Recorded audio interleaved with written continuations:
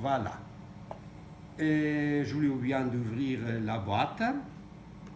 Nous avons ici les circonférences qui sont dans la base du laburu. Il y a 12 à l'intérieur, 4 petites, 4 moyennes et 4 grosses, font 12. Et une 13e qui entoure les 12. Et nous avons ici qu'il y a 4 petites, 4 moyennes et 4 grosses. Et une, la plus grosse, qui entoure les autres. Et je mis ici les chiffres 2, 7 et 3, parce que comme ça on peut lire 2732 ou sinon 2372. C'est l'anniversaire qu'on a fêté de la fondation de Rome en 1979, oui, le 21 avril. Et nous avons 2 serviettes ici pour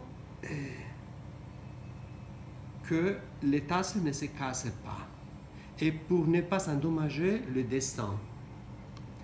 Et dans un petit sachet en papier, il y a de la camomille que j'ai ramassé l'été dernier dans une ferme abandonnée où j'ai l'habitude d'aller, en été surtout. Et passer le temps, c'est un lieu tranquille, cette place l'inspire.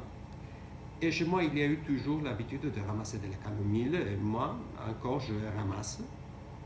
Pas beaucoup, mais oui, je ramasse de la camomille.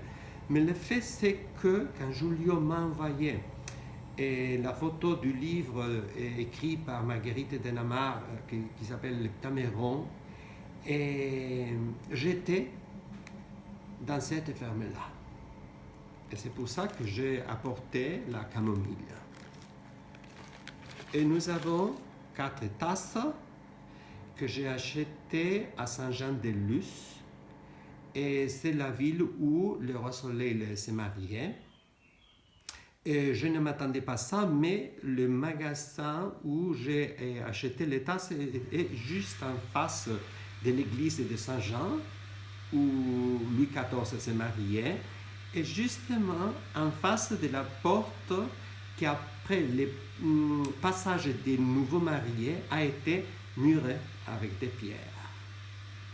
Et la vendeuse m'a dit qu'il s'agit de la porcelaine de Sèvres, ici on peut lire porcelaine, travaillée par un artisan basque local qui se fait appeler Lurra, que veut dire terre en basque.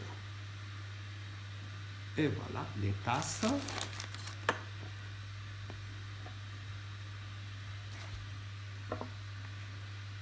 Et ici nous avons les sacs en plastique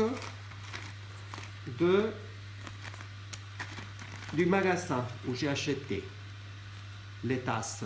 C'est Olaria à Saint-Jean-de-Luz, à la rue Gambetta numéro 20. Je l'ai apporté ici aussi. J'ai oublié hier vous les donner. Parce que tellement de choses, je n'arrive pas à les retenir dans ma tête. Et en bas, j'ai mis aussi 2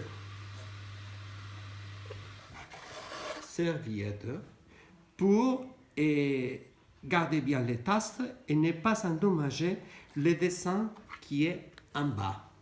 Parce qu'il y a une autre base d'où on crée le laburu, mais plus petite. Dans cette base, nous avons les chiffres 2, 7, 7 et 2, mais ces chiffres-là ne sont pas écrits dans les centres de circonférence. Elles sont écrites dans les points où on croise les circonférences. Ce sont les points où le F est créé. On peut voir ici plus bien. ici, il y a une grosse circonférence, une autre grosse circonférence, et dans la pointe de croissance, il y a une figure ovale. Il y a une autre plus petite et plus grosse. Petite et plus grosse, petite et plus grosse. Et c'est dans ce point-là que j'ai mis le 2, le 7 et le 2 dans la base. Et même si nous avons enlevé la couverture, la sensation qu'il nous donne, c'est encore de fermeté. Comme si la boîte ne serait pas tout à fait ouverte. Et l'accès à ce qui est dans la boîte se fait à travers les labourous. Alors, ça peut symboliser aussi ce que nous pouvons arriver à découvrir à travers les labourous, à travers la mythologie basque. Et ça peut représenter aussi l'eau, la base, un lac. La vie vient de l'eau, les sèves sont là, et la vie développée est au ciel. Et voilà, c'est ça la boîte, ce sont les tasses. Il y a plus de choses, mais c'est difficile de s'en souvenir de tout. Et donc il faut prendre la tisane de camomille en ce moment. Ah voilà, peut-être. Mais bon, on va faire ça. Bon, et avec ça on termine le